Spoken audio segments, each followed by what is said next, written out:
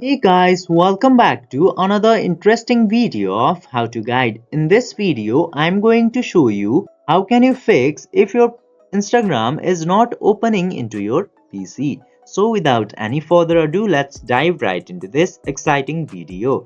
Now before going into these solutions, let's know what can cause this problem. The first and very common reason for this problem is the internet connection. Firstly, check your internet connection if it's connected correctly or working properly or not. And after that, the second common issue is if you are using your Instagram into any of the browsers, go to the browser setting and try clearing the cache. And then your problem will most likely be solved. And if you use the Instagram application into your computer, try logging out your account, and after logging out, then again try to log in. Then after doing that, your Instagram account will start working properly. I hope this video was helpful for you. If yes, don't forget to like, share and subscribe to the channel to never miss another update. Thank you for watching the video.